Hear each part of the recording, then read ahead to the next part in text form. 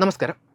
ജമ്മു മേഖലയിലെ അന്താരാഷ്ട്ര അതിർത്തിയിൽ ഇന്ത്യൻ നിരീക്ഷണ വിമാനത്തിന് നേരെ പാകിസ്ഥാൻ റേഞ്ചേഴ്സ് വെടിയുതിർത്ത സംഭവം അതിർത്തിയിൽ വലിയ തോതിലുള്ള നയതന്ത്ര സൈനിക ഉത്കണ്ഠകൾക്ക് കാരണമായിരിക്കുകയാണ്.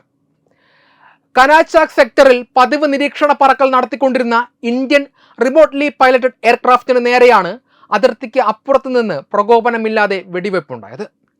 റിമോട്ട്ലി പൈലറ്റഡ് എയർക്രാഫ്റ്റ് അഥവാ RPA എന്നത് വിമാനത്തിനുള്ളിൽ പൈലറ്റ് ഇല്ലാതെ ദൂരെയുള്ള ഒരു നിയന്ത്രണ കേന്ദ്രത്തിലിരുന്ന് പ്രവർത്തിപ്പിക്കാൻ കഴിയുന്ന അത്യാധുനിക വ്യോമയാന സംവിധാനമാണ്.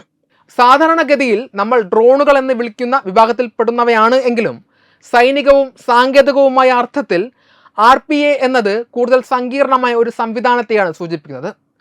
ഒരു പൈലറ്റ് നിലത്തിരുന്ന് സാറ്റലൈറ്റ് ലിങ്കുകളോ റേഡിയോ തരംഗങ്ങളോ വഴി വിമാനത്തെ നിയന്ത്രിക്കുകയും അതിലെ സെൻസറുകളിൽ നിന്നുള്ള വിവരങ്ങൾ തത്സമയം വിശകലനം ചെയ്യുകയും ചെയ്യുന്നു എന്നതാണ് ഇതിൻ്റെ ഏറ്റവും വലിയ പ്രത്യേകത. ആധുനിക യുദ്ധമുറകളിലും അതിർത്തി നിരീക്ഷണത്തിലും RPAകൾക്ക് വലിയ പ്രാധാന്യമുണ്ട്. വിമാനത്തിനുള്ളിൽ മനുഷ്യ സാന്നിധ്യം ഇല്ലാത്തതിനാൽ അപകടം പിടിച്ച മേഖലകളിൽ പറക്കുമ്പോൾ പൈലറ്റിൻ്റെ ജീവന് ഭീഷണി ഉണ്ടാകുന്നില്ല എന്നതാണ് ഇതിൻ്റെ ഏറ്റവും വലിയ നേട്ടം.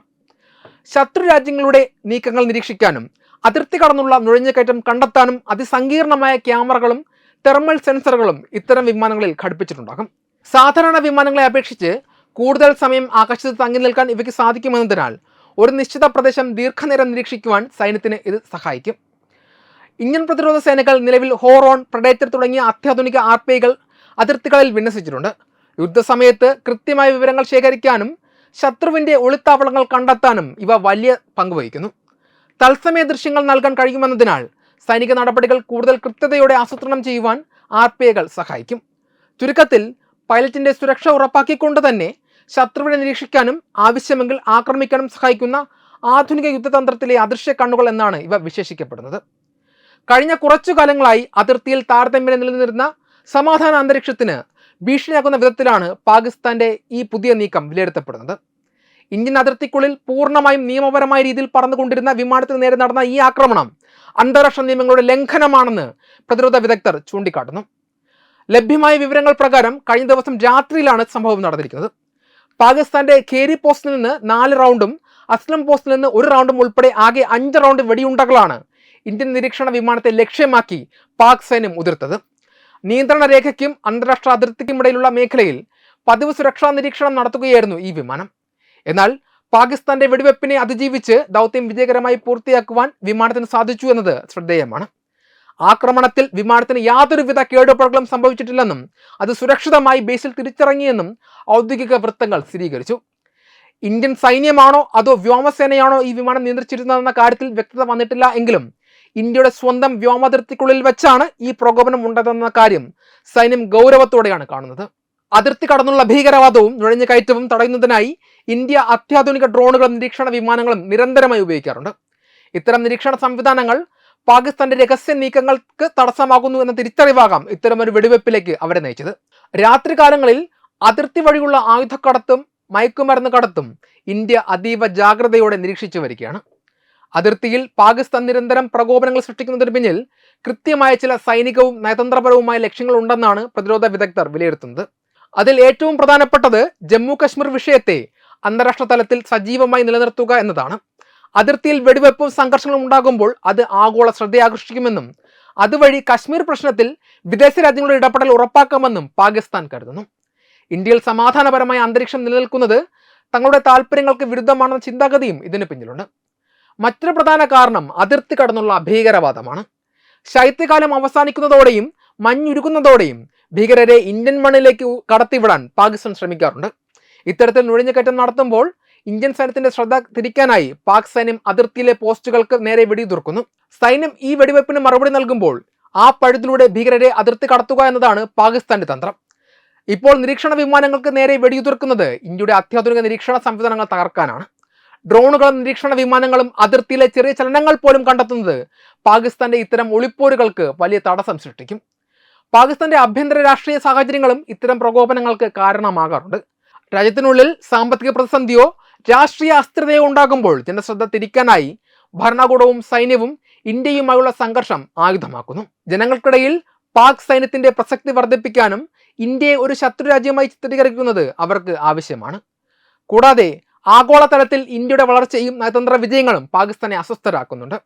ഇന്ത്യയുടെ പ്രതിരോധശേഷി പരീക്ഷിക്കാനും അതിർത്തിയിൽ എപ്പോഴും ഒരു യുദ്ധസമാനമായ സാഹചര്യം നിലനിർത്താനും അവർ ശ്രമിക്കുന്നു. ചുരുക്കത്തിൽ ഭീകരവാദം പ്രോത്സാഹിപ്പിക്കുക, ആഭ്യന്തര പ്രശ്നങ്ങളിൽ നിന്ന് ശ്രദ്ധ തിരിക്കുക, ഇന്ത്യയുടെ നിരീക്ഷണ സംവിധാനങ്ങളെ തകർക്കുക എന്നിവയാണ് ഇത്തരം പ്രകോപനങ്ങൾക്ക് പിന്നിലെ പ്രധാന ലക്ഷ്യങ്ങൾ. നിരീക്ഷണ വിമാനത്തിന് നേരെ ഉണ്ടായ വെടിവെപ്പ് അതിർത്തിയിലെ സുരക്ഷാ ക്രമീകരണങ്ങൾ കൂടുതൽ ശക്തമാക്കുവാൻ ഇന്ത്യയെ പ്രേരിപ്പിക്കുന്നുണ്ട്. പാകിസ്ഥാന്റെ ഭാഗത്തു നിന്നുണ്ടായ ഈ വെടിവെപ്പ് അതിർത്തിയിലെ വെടിനിർത്തൽ കരാറിന്റെ ലംഘനമാണോ എന്ന കാര്യത്തിൽ വരും ദിവസങ്ങളിൽ കൂടുതൽ ചർച്ചകൾ നടക്കാൻ സാധ്യതയുണ്ട്. ഇന്ത്യൻ വിമാനത്തിന് കേടുപാടുകൾ സംഭവിക്കാത്തത് വലിയൊരു ആശ്വാസമാണെങ്കിലും ഭാവിയിൽ ഇത്തരം പ്രകോപനങ്ങൾ ആവർത്തിക്കാതിരിക്കാൻ ശക്തമായ നയതന്ത്ര മറുപടി നൽകാനാണ് ഇന്ത്യയുടെ തീരുമാനം. അതിർത്തിയിലെ ഓരോ ചലനങ്ങളും ഇന്ത്യ അതീവ സൂക്ഷ്മതയോടെ നിരീക്ഷിക്കുന്നുണ്ടെന്നും ഏതൊരു വെല്ലുവിളിയും നേരിടാൻ സൈന്യം സജ്ജമാണെന്നും ഈ സംഭവം ഒരിക്കൽ കൂടി വ്യക്തമാക്കുന്നു. കാനാച്ച സെക്ടറിൽ നടന്ന ഈ സംഭവം ഇന്ത്യയുടെ തിരിച്ചടിയിലേക്ക് നയിക്കുമോ എന്നത് നിലവിലെ സാഹചര്യത്തിൽ അതീവ ഗൗരവകരമായ ചോദ്യമാണ്. സാധാരണഗതിയിൽ ഇത്തരം പ്രകോപനങ്ങൾ ഉണ്ടാകുമ്പോൾ ഇന്ത്യ വളരെ ജാഗ്രതയോടെയും എന്നാൽ ശക്തവുമായാണ് പ്രതികരിക്കാറുള്ളത്. ഇന്ത്യൻ വ്യോമാതിർത്തിക്കുള്ളിൽ നടന്ന ഈ ആക്രമണം വെടിനിർത്തൽ കരാറിന്റെ വ്യക്തമായ ലംഘനമായാണ് ഭാരതം കണക്കാക്കുന്നത്. അതിനാൽ തന്നെ ഇതിനെതിരെ സൈനികവും നയതന്ത്രപരവുമായ നീക്കങ്ങൾ ഭാരതത്തിന്റെ ഭാഗത്തുനിന്ന് ഉണ്ടാകും. ഇന്ത്യൻ സൈന്യത്തിന്റെ തിരിച്ചടി പലപ്പോഴും പല രീതിയിലാകും ഉണ്ടാകുക. നേരിട്ടുള്ള സൈനിക നീക്കത്തിന് പകരം അതിർത്തിയിലെ പാക് പോസ്റ്റുകൾക്ക് നേരെ ശക്തമായ പ്രത്യാക്രമണം നടത്തുക എന്നത് ഇന്ത്യ സ്വീകരിക്കാറുള്ള ഒരു രീതിയാണ്. പാക് പോസ്റ്റുകളിൽ നിന്നാണ് വെടിയുതിർത്തത് എന്നതിനാൽ ആ പോസ്റ്റുകളെ ലക്ഷ്യം വെച്ചുള്ള സൈനിക നടപടികൾക്ക് സാധ്യതയുണ്ട്. കൂടാതെ അതിർത്തിയിലെ നിരീക്ഷണ സംവിധാനങ്ങൾ കൂടുതൽ ശക്തമാക്കുകയും പാകിസ്ഥാന്റെ ഭാഗത്തു നിന്നുള്ള ഏതൊരു ചെറിയ നീക്കത്തെയും കടുത്ത രീതിയിൽ പ്രതിരോധിക്കുകയും ചെയ്യുന്ന നിലപാടായിരിക്കും സൈന്യം സ്വീകരിക്കുക. ഇത് അതിർത്തിയിൽ ചെറിയ തോതിലുള്ള ഏറ്റുമുട്ടലുകൾക്ക് കാരണമായേക്കാം. നയതന്ത്ര തലത്തിലും ഇന്ത്യ ഈ വിഷയത്തിൽ ശക്തമായ പ്രതിഷേധം അറിയിക്കും. പാക് ഹൈക്കമ്മീഷൻ ഉദ്യോഗസ്ഥരെ വിളിച്ചു വരുത്തി ഇന്ത്യയുടെ കടുത്ത അതൃപ്തി അറിയിക്കുന്നതോടൊപ്പം തന്നെ അന്താരാഷ്ട്ര വേദികളിൽ പാകിസ്ഥാന്റെ ഭാഗത്തു നിന്നുള്ള പ്രകോപനം ഇന്ത്യ ഉന്നയിക്കും. പശ്ചിമേഷ്യയിൽ ഇറാനും അമേരിക്കയും തമ്മിലുള്ള സംഘർഷം നിലനിൽക്കുന്ന ഈ സാഹചര്യത്തിൽ അതിർത്തിയിൽ മറ്റൊരു യുദ്ധസമാനമായ സാഹചര്യം ഉണ്ടാക്കാൻ ഇന്ത്യ ആഗ്രഹിക്കുന്നില്ല എങ്കിലും രാജ്യത്തിന്റെ പരമാധികാരത്തിന് നേരെ ഉണ്ടാകുന്ന ഭീഷണികൾ ഭാരതം ഒരിക്കലും വെച്ചു പൊറുപ്പിക്കില്ല.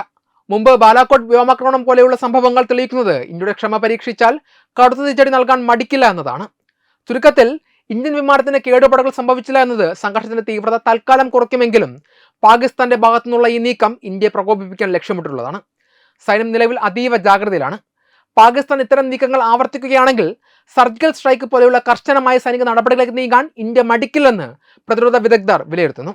അതിനാൽ വരും ദിവസങ്ങളിൽ അതിർത്തിയിലെ ചലനങ്ങളും ഇന്ത്യയുടെ ഔദ്യോഗിക പ്രതികരണങ്ങളും അതീവ നിർണായകമാണ്. വെബ് ഡെസ്ക് തത്തുമൈ ന്യൂസ്. HIV അണുബാധ സന്തോഷപൂർണമായ ഒരു ജീവിതത്തിന് തടസ്സമല്ല. HIV അണുബാധയ്ക്ക് ഫലപ്രദമായ ചികിത്സ ഇന്ന് ലഭ്യമാണ്. ഇതിന് യഥാസമയം അണുബാധ കണ്ടെത്തുന്നതും കാലേക്കൂട്ടി ചികിത്സ നടത്തേണ്ടതും അത്യാവശ്യമാണ്. സൗജന്യമായ ചികിത്സയും മാർഗനിർദ്ദേശങ്ങളും സർക്കാർ ആശുപത്രികളിലെ ART അഥവാ ഉഷസ് കേന്ദ്രങ്ങളിൽ ലഭ്യമാണ്. ആരോഗ്യ സംരക്ഷണം ഓരോരുത്തരുടെയും ഉത്തരവാദിത്തമാണ്.